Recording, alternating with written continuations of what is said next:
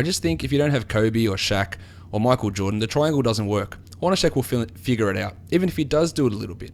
I see they're trying to run it every now and then. I mean, it might work, just hopefully not against us.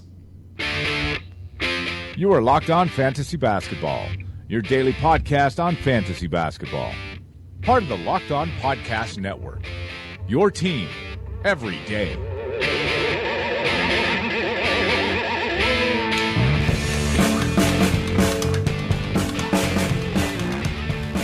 Hello and welcome to the Locked On Fantasy Basketball Podcast, brought to you by Fantrax and Basketball Monster. My name is Josh Lloyd, and as always, you can find me on Twitter at redrock_bball. Today's podcast, we're going to be looking back at just some more of the things that have happened over the last week in preseason, but we've also got a trade to discuss, a trade that went down over the last couple of days across the weekend. It was officially confirmed yesterday, today, it depends what time you listen to this, I guess. And that is the trade between the Chicago Bulls and the Milwaukee Bucks, between Michael Carter-Williams and Tony Snell. And to get some quick thoughts on that trade, I'm joined by the host of the Locked On Bulls podcast. You also know him as a writer for NBC's Pro Basketball Talk, Sean Highkin. Sean, welcome to the show again. Good to be with you, Josh. So we had some interesting developments. Blockbuster trade. Blockbuster. Now you're right at the United Center at the moment as we're recording. You're deep. I am literally in a back room by the media room at the United Center. So you're there, so you can get to the bottom of all the key issues with this deal. But we'll talk about just the basics of it at this point.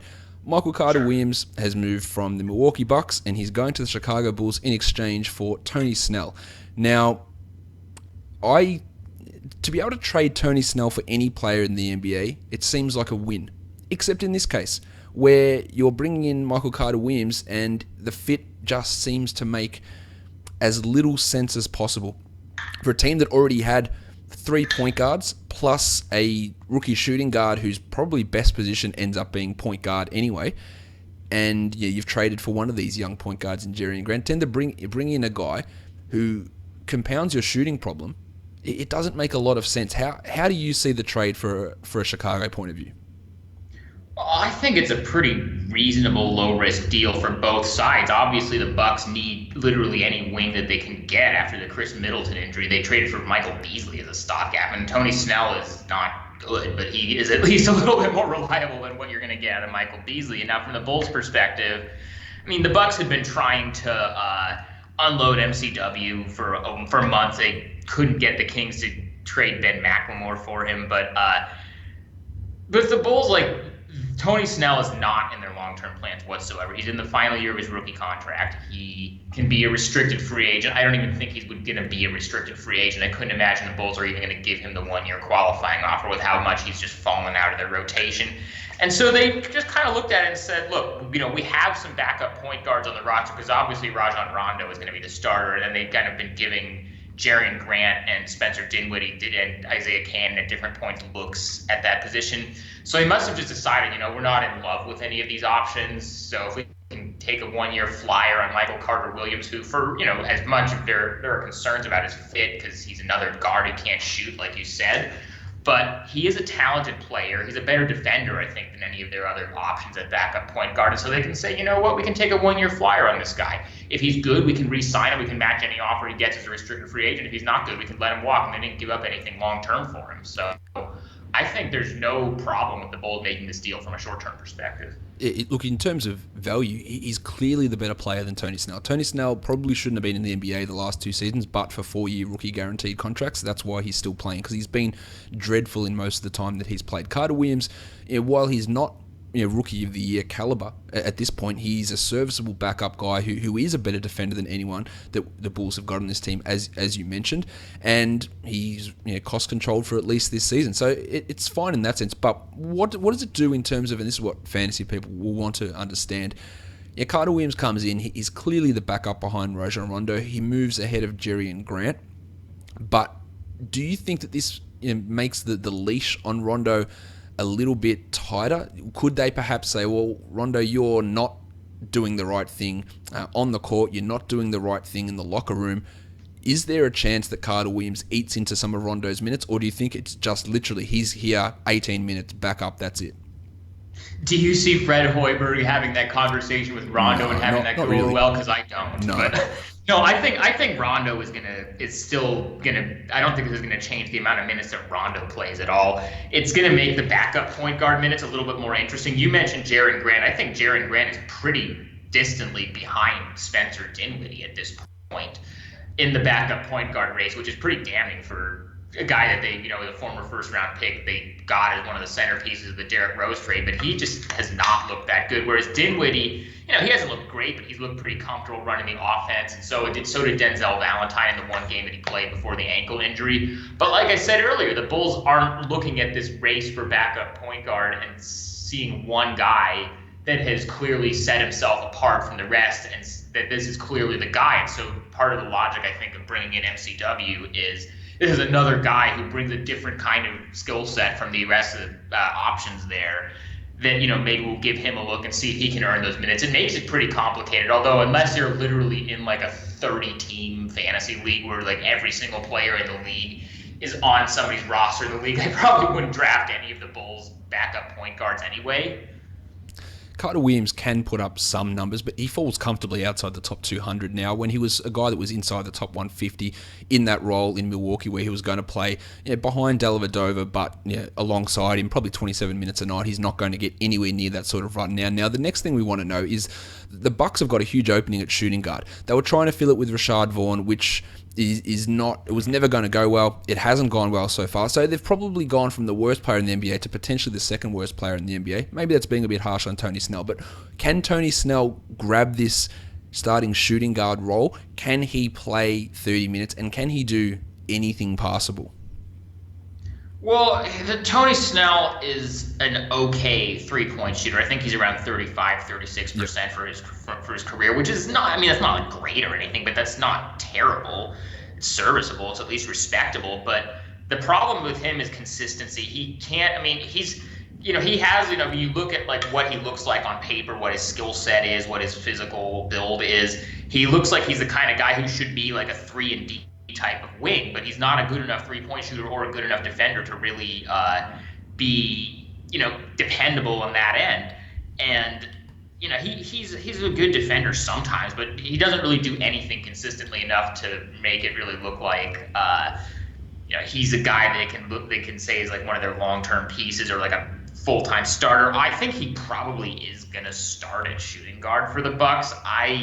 Just sort of by default, because I don't know who else they have. That Chris Middleton injury really just put a damper on their entire season. I thought they were a playoff team before that, but that's just, it's a killer.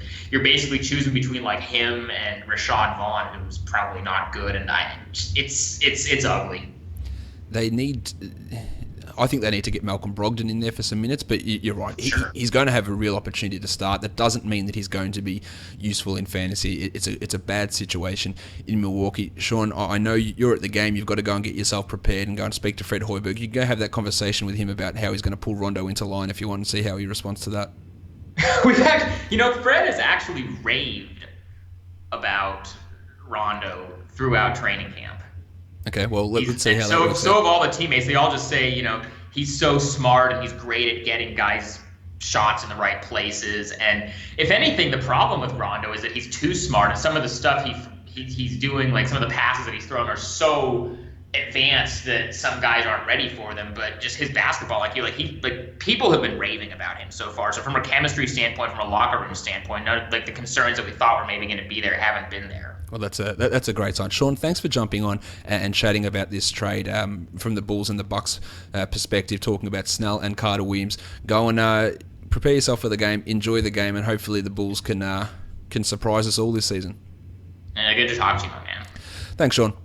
All right, so that's the opinion of Sean Highkin, obviously, who hosts the Locked On Bulls podcast. And look, for fantasy, this deal, it doesn't have a huge impact. Yeah, Tony Snell might start. But we go back and look at Tony Snell's per 36 numbers, which gives you an idea that, say he was to start and play 36 minutes, which he's not going to do. If he starts, I think he plays 20 minutes. They split it with Vaughn. They give Terry some minutes. They give Brogdon some minutes. They move Giannis to the 2 and play Giannis, Jabari, Thon Maker as a 2-3-4. That lineup will happen a little bit more.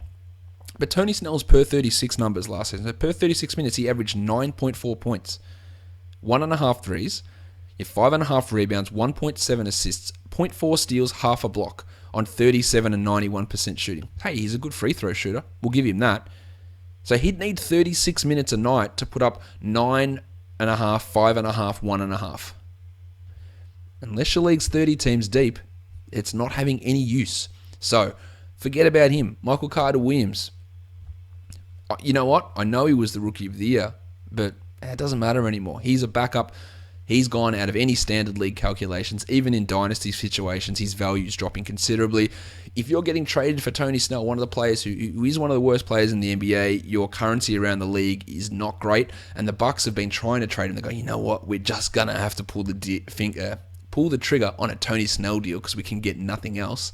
It shows how people value him, what sort of contract. Maybe he sticks around as a backup point guard, and he could be a useful backup point guard, one that can't shoot, but one that can run a team, and one that can provide really good defense, solid rebounding, pretty good shot blocker, and that can be useful. But in 18 minutes a night, it's not useful. And the problem I have is he's also going to impede some of the development of Denzel Valentine and potentially Grant. Now Sean mentioned that Grant is further down the depth chart than where you would like him to be as a guy you got back in that trade for Derrick Rose, but it's still a weird situation. But for fantasy, we're looking at Carter-Williams and we're going, okay, cool, done. I'm pretty happy that I had him in a 30-team dynasty draft. He was actually my first pick in that 3 seasons ago at like pick 20 when he was flying after that rookie year in Philadelphia. I traded him in the off-season for a first-round pick and something else, I believe, and there is zero chance I would get that sort of value back on him now. So I'm pretty happy to have made that deal at that point.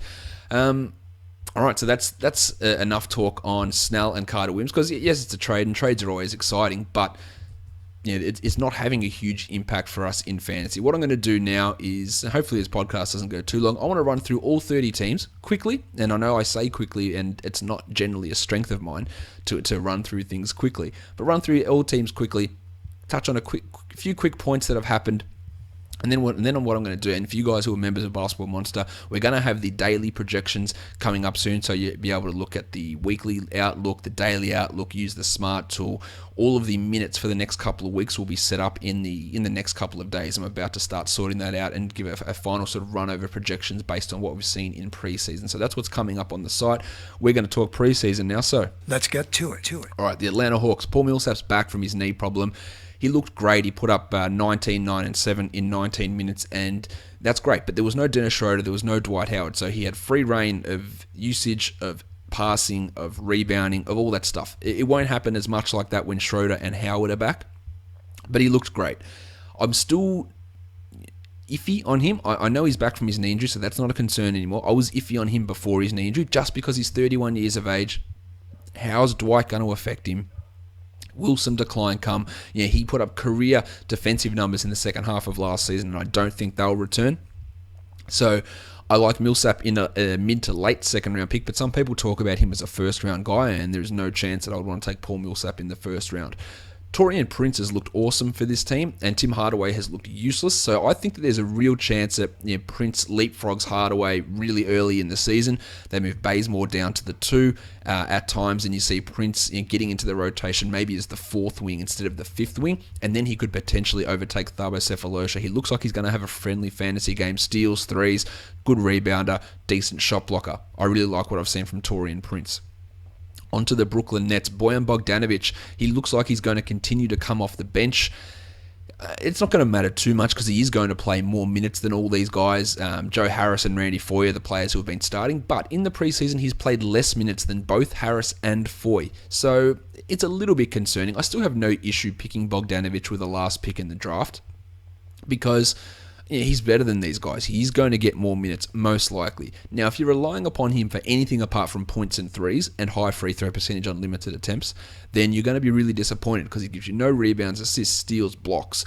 His points aren't going to be huge. He can blow up, but he's probably going to be a 12, 13-ish type scorer, like not many. He'll give you some threes, and he's nice as a late-round pick.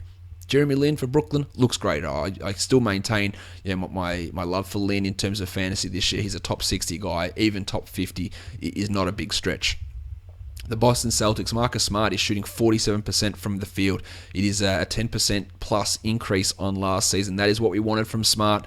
He's only shooting 18% from 3, so it's not like his jumper is completely fixed, but instead of going at 35%, you take 47%, which was holding him down. He's getting 2 steals a game in limited minutes, nice rebound numbers, nice assist numbers. I've maintained it a lot. I love him as a late pick, and I think that he's going to be a top 100 guy this season. RJ Hunter's also looking pretty good for Boston, not really going to impact fantasy, but he should be getting that 15th roster spot ahead of James Young. He's showing that he can have some long-term dynasty appeal as a shooter, because this team needs shooters. They were one of the worst teams in terms of three-point shooting last season, so he can help in that regard. The Charlotte Hornets, Michael Kidd-Gilchrist is hitting just 28% of his shots. That obviously needs to improve. He hasn't looked great, but I'm still not shying away from him being a guy that I want in the last part of a draft. His defensive numbers are okay. He's still getting... he's a guy that's been an elite defender, but has never been really able to get many steals and blocks. But in 24 minutes, he's at 0.8 and 0.8. Which you take it to 32 minutes, we're talking over a steal and a block a game, and that's where he becomes useful. He just needs to get that shooting percentage back to 45, 46, maybe 48%. It'll come around. He's not going to shoot 28%. Frank Kaminsky's also looking good for this team.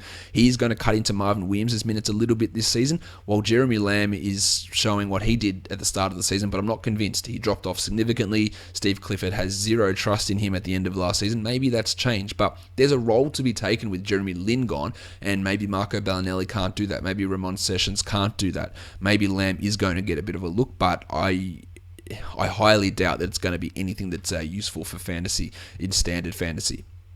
Chicago Bulls, I should have mentioned this with Sean. I'm sure that the trade was done to clear out some space on the wing so that Paul Zipser can play. And I say that partially in jest, but Zipser should have been ahead of Snell in the rotation anyway.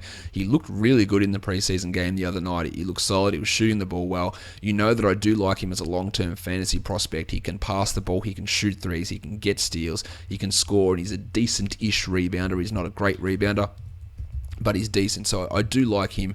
He's averaging in his 16 minutes so far half a three. He's shooting 29% only from three, but 60% from the field, 8.5 points, 2.3 rebounds. So he's got a little bit of scope to improve, but he's looked solid. So happy with him. Nikola Mirotic has been very up and down. He's had some big games off the bench.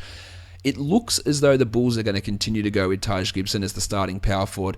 Fred Hoiberg's going to be fired by December if they can continue to run these lineups with absolutely no shooting. But even if Taj starts, I think Mirotic is going to get his 27-plus minutes off the bench. They'll move Gibson to center, which is a really nice lineup, and Mirotic-Lopez combination. So while Mirotic has had some bad games, and this is what happens. His first 2 preseason games were stinkers, like terrible games, and he's been really, I won't say great, but he's been solidly strong after that. And he's hit... In 24 minutes, he's hitting 1.5 threes after going about 1 for 30 in his first 2 games. So he's getting that back up. He's blocking shots. He's getting steals. He's getting rebounds. It's just that the first 2 games really sort of cloud what you look at him and go, oh, these are shit. Like, this is terrible. But he's shot the ball really well in stretches after that. And he's averaging 24 minutes a game in the preseason. Now, Taj Gibson's only playing 19 minutes a game in preseason, so Mirotic is playing more than him, but Gibson's shooting a ridiculous 70% from the field and averaging 15 and 8, and some nice defensive numbers. I like grabbing Taj with the last pick if you need some defensive big man numbers, and I still like grabbing Mirotic in that 80 to 100-ish type of range. And just thinking that he has to play 27 minutes a night just to provide some shooting. And he's not just shooting. He does block shots. He does get steals. He does get rebounds. He is a good free throw shooter. So he can do stuff in other areas. The Cleveland Cavaliers, there's not much to talk about with them in preseason. J.R. Smith is back. Great. We all sort of anticipated that he would be. He's going to just do what he does. Inefficient three-point shooting. Bad field goal percentage. Bad free throw percentage, not much else. Maybe some steals, but that's really about it with JR. A late picker at best. I think when we look at Dallas, there's some interesting things happening. One of them is the pencil. Harrison Barnes is brutally bad at the moment. He's shooting just 28% or 26% from the field. That's horrible, and it's also not sustainable. So he will shoot better than that. You don't have to invest too highly in Barnes. I wouldn't be investing a top 100 pick in him, but if I'm outside the top 100, I'm all about it, because he can give you 16 and 7. He's not going to be as bad as what he's been in the preseason. I've got absolutely no doubt about that he just won't be that bad once the regular season kicks off. So fine with grabbing him late. And you know what? Even if he is this bad, which he's not going to be this bad, it's a last pick. Big deal. Move on, grab someone else. The play of Dwight Powell has looked really impressive. He's a guy that I do like for dynasty formats. As soon as Dirk retires, I think he's going to move into some significant minutes, and he's going to be even a 16-team league guy this year. A big who can block shots and hit threes. They can be useful. Nicholas Brasino has looked really good as well. He's a chance to make the roster ahead of Jonathan Gibson and Dorian Finney-Smith. Again, just a deeper league guy who can provide some efficient three-point shooting. And speaking of efficient three-point shooting, Seth Curry is leading the team in usage. So he looks good. I'm not sure he's going to be a 12-team league guy, but he's worth grabbing. And Andrew Bogut, you know that I'm big on Bogut this season. More minutes, bigger role, more usage, great shot blocker, good rebounder, good field goal percentage, great assists for his position. I think he's going to be a late round steal in drafts. In Denver, Jamal Murray averaging 13, 4.5, and 3.5. He's looked really good. I still think that he's going to be coming off the bench behind Gary Harris, but what I can see happening is when Harris returns, Will Barton starting. I can see Barton actually moving behind Jamal Murray in the rotation. Murray is looking more and more like a point guard though, so maybe we're going to see Murray play majority of his minutes behind Emmanuel Mudiay, some of them behind Gary Harris, and then Barton plays some backup 2 and backup 3 there as well. So Barton is worth drafting at this point, but I don't think it's going to last all that long. Murray is also worth a potential late pick, but it probably won't work out unless for some reason Emmanuel Mudiay continues to have some struggles. I don't think they're going to move away from Mudiay and just give the keys to Jamal Murray at this point, but Murray is going to play a 20-minute role, I'd say almost from the get-go. Danilo Gallinari is shooting 71% from the field. He's been awesome. That's not going to continue. Nikola Jokic, Yusuf Nurkic, that's going to have to be the pairing in the front court. I can't see any other way around it. Both of these guys are going to play over 25 minutes a night. Probably 27 and 30 would be my guess, or 27 and 29 would be my guess for these two guys. Don't draft Jokic at his ceiling. I wouldn't be looking at him in the second round. Late third, in the fourth is the ideal spot to grab him. And you should be pretty confident with him doing some nice stuff there. And you're never really going to be overly overwhelmed by. He's not going to go out there and put up 25 and 15. That's just not what he does. But he can go out and get 15 and 9, 4 assists, 2 steals, and 2 blocks. And that's where his value comes from. So you're never really going to look at a box score from Jokic and go, oh, shit. Whereas Nurkic could go out there and go 25 and 16 and get 2 blocks. And you go, yeah. But he could also have 0 assists. And he could be 40% from the field and 60% from the line. So he looks a little bit more appealing on paper, but overall metric-based stuff, Jokic is better, but they're both looking great together. In Detroit, not Michael Carter-Williams, I've got 3 initials on my brain. Kentavious Caldwell-Pope is shooting the ball poorly. I'm down on Caldwell-Pope this season. I've been a big supporter of his. I'm thinking that he can turn his elite defense, and he is an elite defender, into steal numbers. I think that can happen, but what I think also happens is he's not playing 37 minutes a night this season. He's going to lose some minutes to get Stan Johnson onto the court a bit. He's not in danger of losing his job, but instead of 37 minutes a night, maybe he plays 34, 33, and that drops some of his value down. He's a poor shooter, and that can improve, but it hasn't over the last 2 seasons. So I'm a little bit worried about Caldwell-Pope. He could easily finish in the top 80, but I don't think he's got much scope to go higher than that, and the minutes risk is concerned. What I have liked, and this is for Dynasty League guys, is the play of, and I hate this guy's playing well, because I have to say his name, Michael Benaje, the guard out of Syracuse. He's a shooting guard, but can also handle the ball a lot, and we know that the backup point guard situation in Detroit, especially at the moment, is not ideal. He's one of those wings who can get 4 rebounds, 4 assists in games. So he's a really, really deep league Dynasty guy to keep an eye on. Golden State, There's no worries with these guys in terms of their production. Klay Thompson is out of control. Steph Curry is putting up numbers. Kevin Durant looks like he could be better than ever. The problem you're going to have is how many games are they going to sit out? How many games are they going to play reduced minutes? And Kerr had some more comments about that the other day. So in the projections, I've dropped their games played by a little bit, and it's the risk. Now, in Roto, it's not as big of a risk. In head-to-head, it's a significant risk. Now, we don't know when they will miss these games. They might have a set plan that you're going to miss games through the season and not stack them up in March and April. We don't know what they're going to do. They might have a minutes plan where no one's going over 32 minutes all season, and we don't sit out many games because we're really going to limit what you guys do. And if we're 20 points up heading into the fourth quarter, then none of you are playing the fourth quarter regardless of how many minutes you've played. This is all speculation stuff, but this is how the Warriors could run things, and that's the risk with them. In terms of production, I think Curry is probably number 2 And Durant's a close fourth to Westbrook at 3. And we could easily have Curry at 1 and Durant at 2 again. I think it's probably unlikely with the way Harden's been playing, but it's a possibility that could go down. It's just those games played issues that's the concern. Speaking of Houston and Harden's averaging 11 assists a game in under 30 minutes. He's a clear number 1 for me. I've said it plenty of times. He's scoring a lot. He gets steals. His rebounding's up. I love him at number 1. But the concern here in Houston is the center position. I don't understand playing Montrezl Harrell at center. He's not a power forward, let alone a center. Nene can't play big minutes. Capella is the best option. Now, a lot of people are getting concerned. Is Capella losing his job? Is he losing his minutes?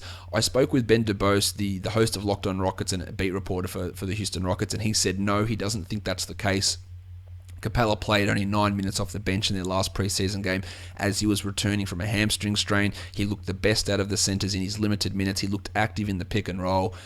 He's their best defender by a considerable margin. If they're going to be running out Harrell and Nene as the center, they're going to give up way too many points. So it might be a rocky start for Capella. I understand that, but I am still holding strong on him. But he's never been a guy you've needed to reach for. He's a guy that you pick in the 80s or 90s, and you only ever pick him in a punt free throw situation. Unless you're going the punt route in Roto, you can't draft him. Unless you're punting free throws in head-to-head, you cannot draft him. And a lot of people say, oh no, but I'll just balance him with other guys.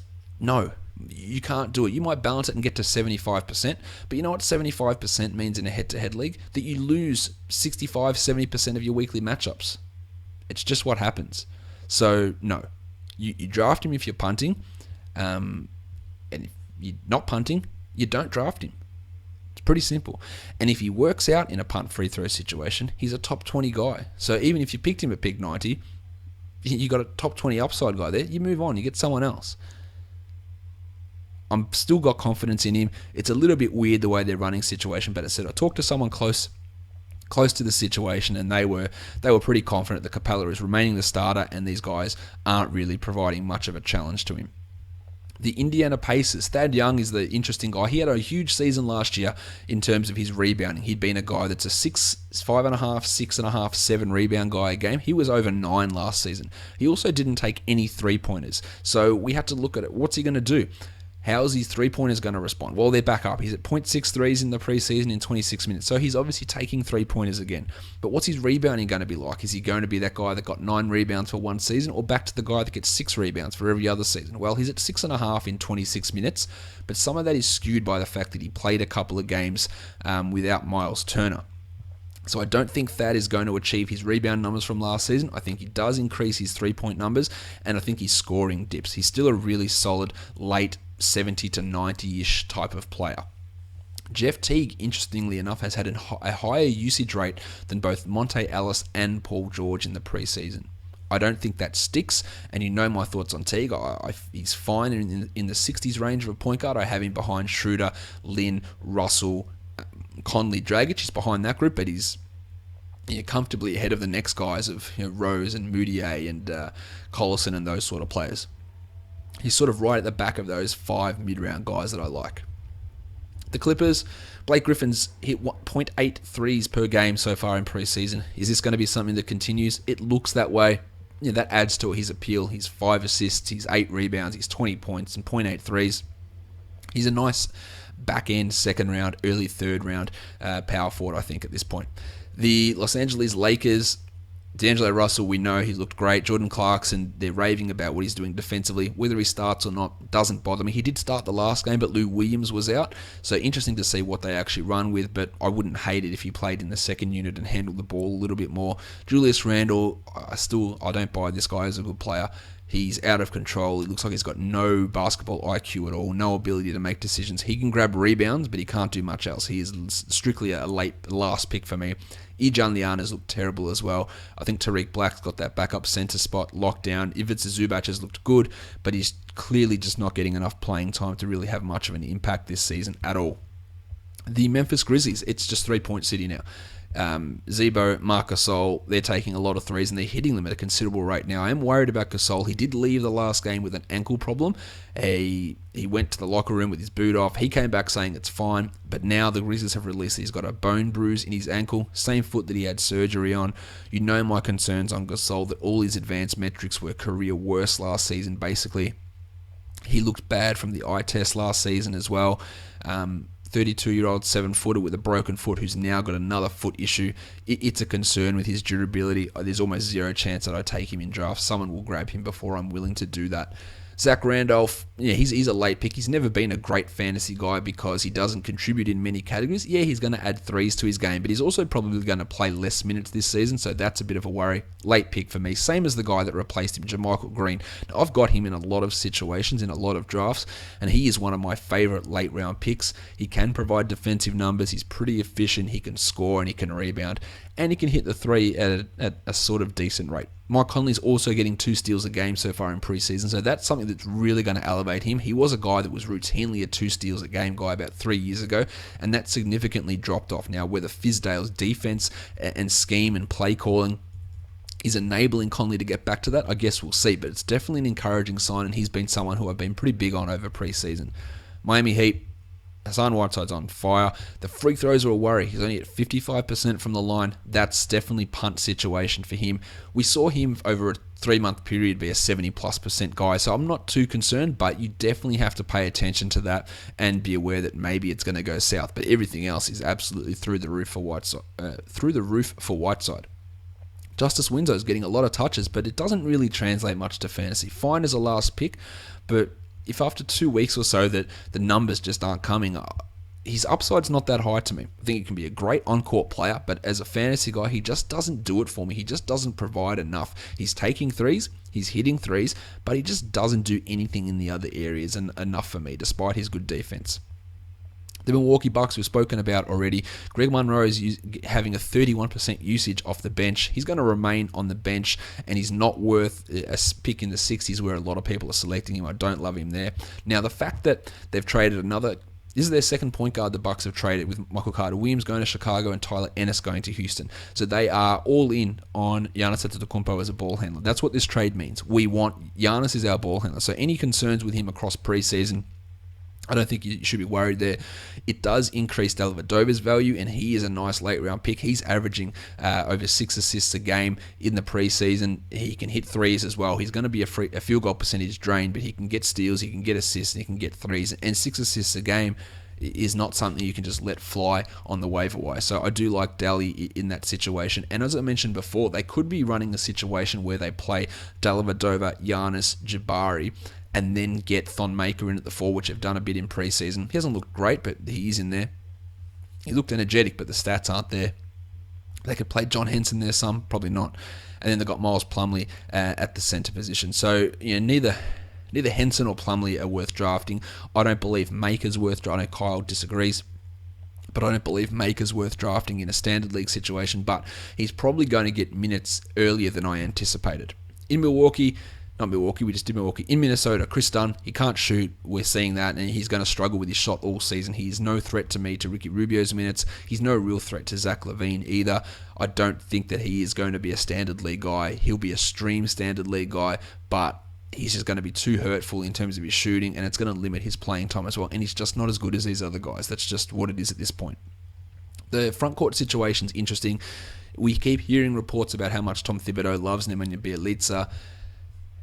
He does, but Bjelica's defense is a lot worse than what Gorgie Jeng's is. Jeng has continued to start every game. Bjelica's played decently. He can shoot, but Jeng can shoot as well. And Jeng is still an undervalued guy, and I still want him in that 40 to 50 range. I think that he can actually exceed that value. Bjelica's definitely jumped up in my estimations. I didn't know how many minutes he would get because they had Jordan Hill. He's clearly out of the rotation. So Bjelica's going to play behind Jeng. He's going to play alongside Jeng as well. Cole Aldrich has also done exactly what we expect from him in his limited minutes. He blocks shots, he gets rebounds, and he's efficient. And they're the only areas that he can really help you in. But if he ever gets big minutes, it's lookout time for Cole Aldrich. In New Orleans, Solomon Hill is struggling in his role as a small forward. He's an okay late pick, but I reckon you're going to have better options than that. Eton Moore looking great before his heel injury. I love him as a late pick. In fact, he's going to have more sustained value than someone like Tim Frazier. Now, Frazier's going to give you 7 assists a game to start off with, and that's awesome, but it might last a month, whereas Eton Moore, I think, can provide you top 120 value, potentially, and it's going to last all season. I think that he plays a majority of the minutes. He plays over Buddy Hield as well. Hield's looked good, and he's been way more efficient than I anticipated, better rebounding, better passing, but I'm not sure how long that or how well he can keep that up consistency-wise. Moore, I feel more confident with. New York Knicks, Billy Hernan-Gomez is the backup center now, leapfrogging Koch, Marshall Plumlee, Maurice Ndua. So he's going to be the backup center. So that's important for deeper leagues. It's also going to be important when Joakim Noah misses games.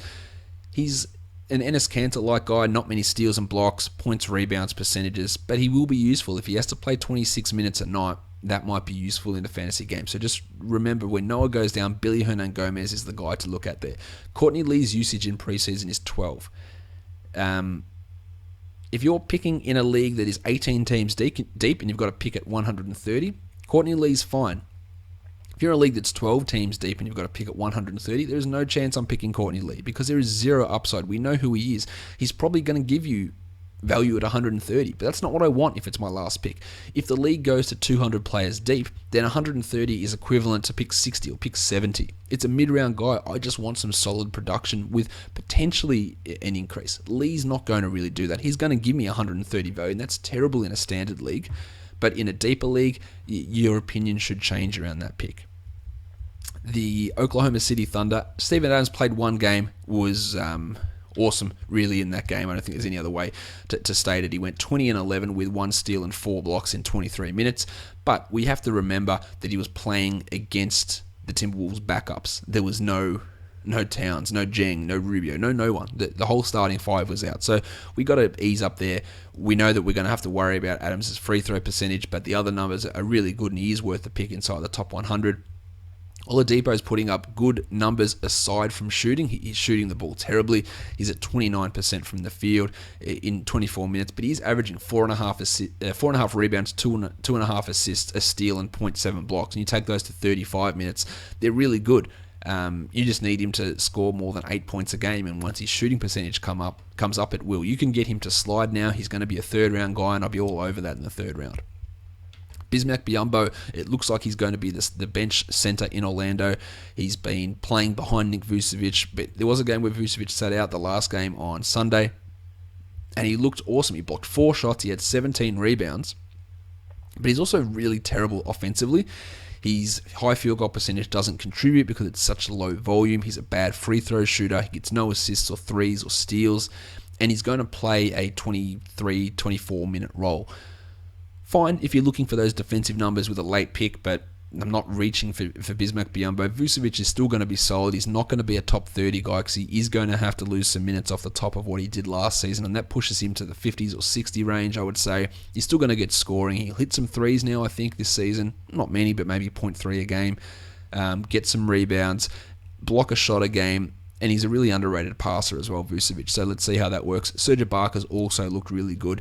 I don't buy into the 20 rebound game that he had, or around 20 rebound game that he had. That's not going to continually happen. The next game, next to Biyombo, he went back and had 6 rebounds, and that's more Serge Ibaka. But offensively, he's looked really good. I'm still not reaching into the top 20 to grab him, though. Philadelphia, Joel Embiid, it's clear that he's the starting center now. We hear Brett Brown coming out saying maybe he's not going to sit back-to-backs. His minutes keep getting bumped up. I picked him at pick 85, I believe, in the mock draft we did the other day. Maybe a little bit aggressive, but I don't think you should let him fall outside the top 100 at this point. Nerlens Noel, there's a lot of weird stuff going on. He's probably going to get traded. Jahlil Okafor's not that good. Embiid has got a usage rate of 37%. That's not going to stick, and he's not finishing well. He's not scoring efficiently, but I imagine his usage drops, his efficiency goes up, he's blocking shots at a high rate, he hits threes, he's grabbing rebounds. I love him as one of those late picks who could really blossom, so definitely all aboard him. Richaun Holmes has looked awesome as well, but what sort of playing time is he going to get? Minimal. In a deeper dynasty league, I don't mind grabbing onto him because the ability is there. He's a great shot blocker, he's rebounding well, he's scoring superbly at the moment, just finishing really well around the rim. So I do like Rashawn Holmes there. It looks like Jared Bayless is going to miss the start of the season at point guard. TJ McConnell's got most of the starts in preseason, but in the last game, Sergio Rodriguez did. Rodriguez is your better fantasy option there because he can give you 6 or 7 assists a game. If they split minutes, I'd still want Rodriguez. I wouldn't hate taking him with a last pick in the draft because you can use that last pick in the draft as a waiver wire spot, basically. Who am I going to use for the first week? Let's draft them with that last pick. And Rodriguez, maybe he gives me 20 assists across his first 3 games. That can be useful. Yeah, he can provide poor defense, but he can hit a 3, and those assists can be really valuable. So he is a guy that I think is going to be more valuable than TJ McConnell there. In Phoenix, Marquise Chris has definitely been impressive. 13.5 points, 6.2 rebounds, 1.4 steals, 1.2 blocks. He looks monstrous. Is he going to start the season? No, it's going to be Jared Dudley. Is he worth grabbing with a last pick in the draft? Probably not. I don't think... this is not fantasy football. You're not grabbing a guy, I'm going to sit him on my bench for 5 weeks and then wait for something to happen. In a roto league, you can do that, sure. In a head-to-head league, you just get killed. You can't do it. You can't just sit a guy on the bench who's not contributing at a high enough level. And Chris might do that. He has a lot of mental concerns in terms of bad mistakes, defensive lapses. He's explosive. He looks great, but there's going to be some bad things that come from him as well, and that might limit what he can do on the court. Really like him dynasty-wise, and he's definitely leading towards boom rather than bust, and that's the sort of prospect that he was. But I don't think that he's automatically going to be a top 100 guy this season. Devin Booker looks great. I don't think it's realistic for him to keep up his 1.8 steals per game. That's never been something that he's been able to do. But he's the number 1 option in Phoenix. He's handling the ball a lot. He's getting his passes. He's getting his shots up. He's going around pick 60 at the moment, which probably is on his ceiling. Maybe his ceiling's 50. So it makes it a little bit hard to draft him, but I really can't blame you for grabbing him. In Portland, CJ McCollum, one of my big issues with him last season in terms of being able to replicate that is how is he going to go shooting 42% from 3 again, shooting a ridiculous rate on long twos. Well, in the preseason, he hasn't. He's shooting 36% from the field only. He's dropped right off in that area. The other concern I had was with ball handling and assists.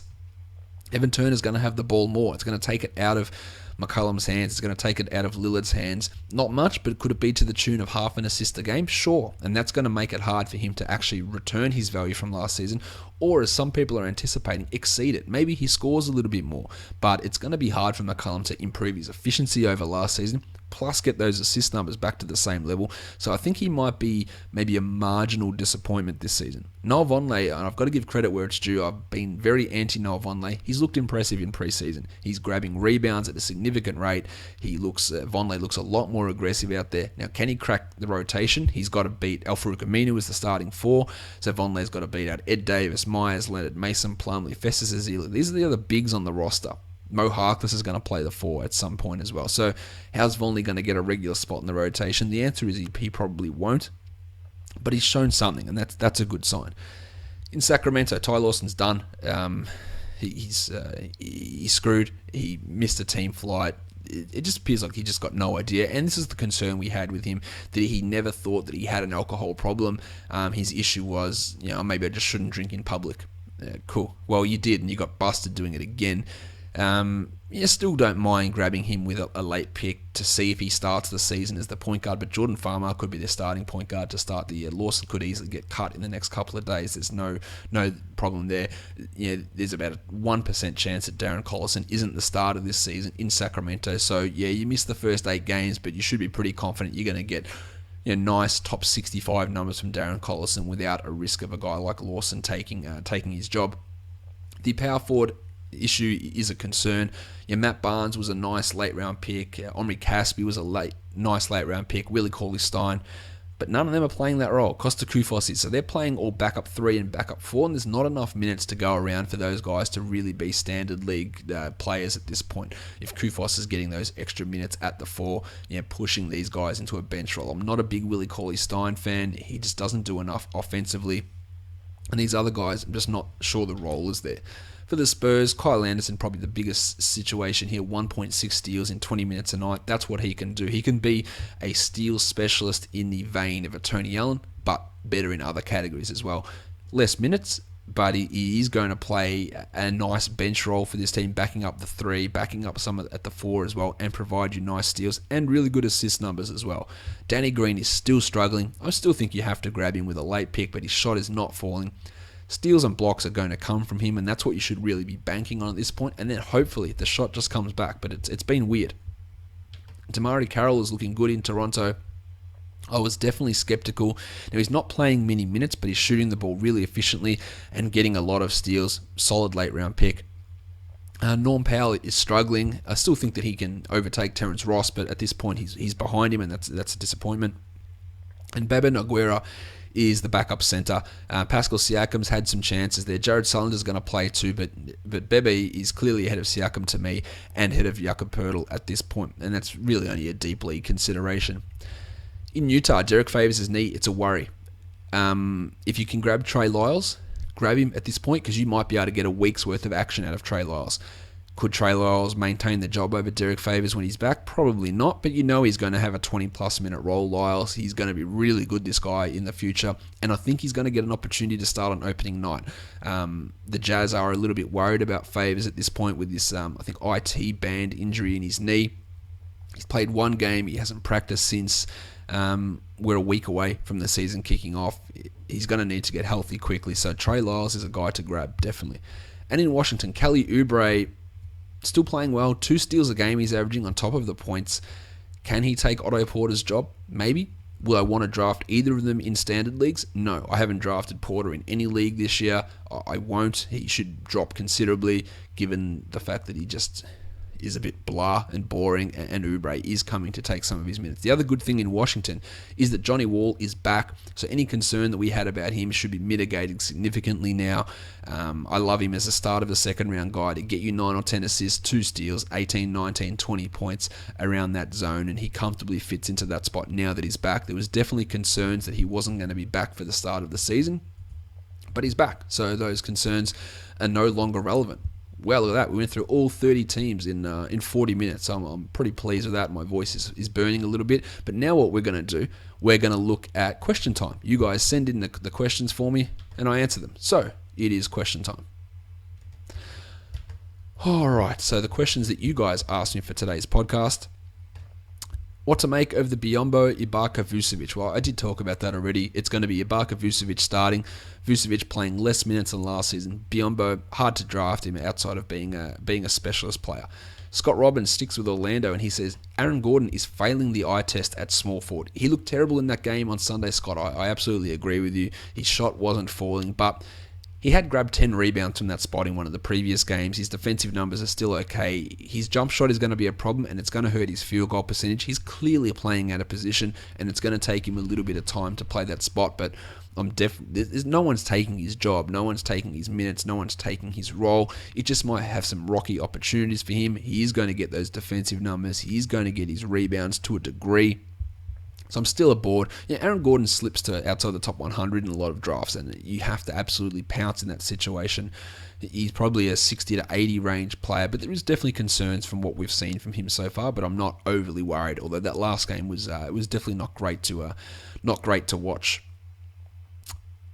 Dave Feldman says, what's the right rounds to target Drew Holiday and Reggie Jackson? I think that Drew Holiday you want to look at around the 90s.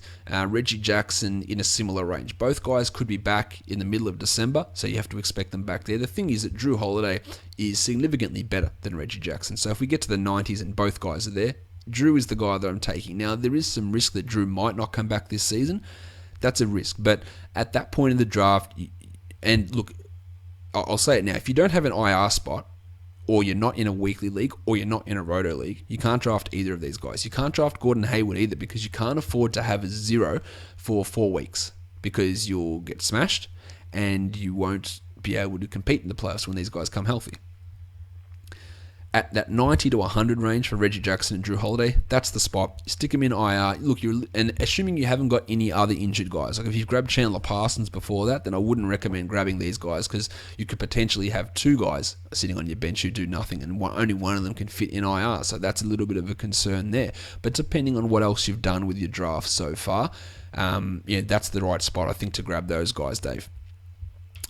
Vivek says, is Draymond going to run the offense less with Kevin Durant in town? Do you see Draymond's assists dropping with Kevin Durant handling the ball more? Yes, I think that they will drop a little bit.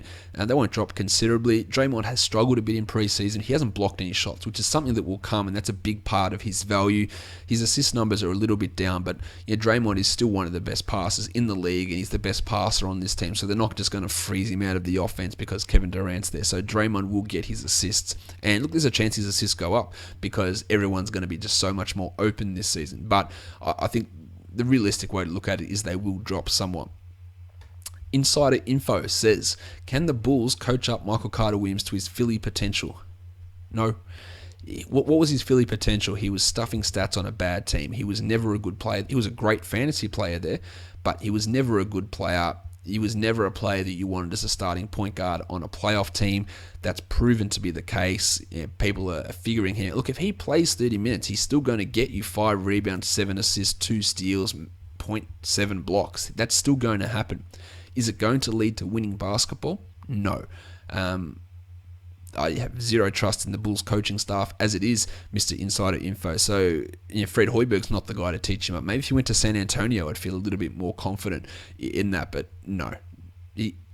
He's the same player he was in Philadelphia. He's just playing with better players now, and the league's sort of figuring him out and realizing that we just can't win with a guy who can't shoot. Blackjack Bulls asked the important question, are the Bulls tanking with this trade? You'd think so, but no, that they're not. They don't believe in tanking. They should have tanked this season. They should have, after they traded Rose away, they should have developed the future, got Valentine in. Let's see what Grant can do. Run these guys. Let's get Portis. Let's get Mirotic. Let's get Felicio. Let's run these guys and see what they can do. But no, the Bulls, they're not tanking when they signed Dwayne Wade and Rajon Rondo. So, weird move. Carter-Williams is comfortably a better player than Tony Snell. Comfortably. He's a weird fit on this team, but he's significantly better than Tony Snell. And I reckon that might... here we go. One last question here from Kim. Taj Gibson or Nikola Mirotic for the long run, are they going to split minutes? I still think that Mirotic plays more minutes than Gibson, just because of what he can do for the team. Gibson's worth a late round pick. Mirotic should go a bit higher than that. And I think both of them can easily be owned. Should you have concerns about Mirotic? Yes, you should have some concerns, but I do think that you want to grab him inside the top 100. Taj, I don't think you want to grab that. He's not going to continue to shoot 70%. He's not going to continue to get the ball as often as he is at the moment. So I'm not really sure that he continues in the same vein that he's playing at the moment.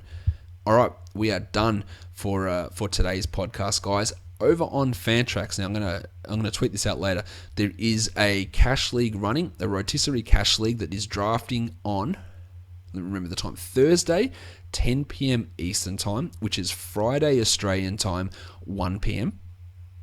It is a $100 buy-in, and you compete against me. The league's called Play Josh Lloyd, so you can go across there, play me in a cash league, $100 entry, obviously huge prize pool to beat me, 8-cat roto league. Go to Fantrax, check out this league, Play Josh Lloyd. I am going to tweet it out, but check it out and take me on and see how you go in that league. Maybe you can win yourself some significant money. Fantrax has got cash leagues now, and I do suggest that you guys go and check those out. Subscribe to this podcast wherever you find podcasts. 5-star review is awesome. Check out Sean's podcast, Locked on Bulls, if you want more information on the Carter-Williams-Snell trade. Him and Cody did an emergency podcast the other day where they discussed that deal. The NBA is not far away. Check out Basketball Monster. Like I said, we're doing our daily stuff coming up in the next couple of days. That'll be ready for everyone to look at. We're done. Thank you so much for listening, everyone. See ya.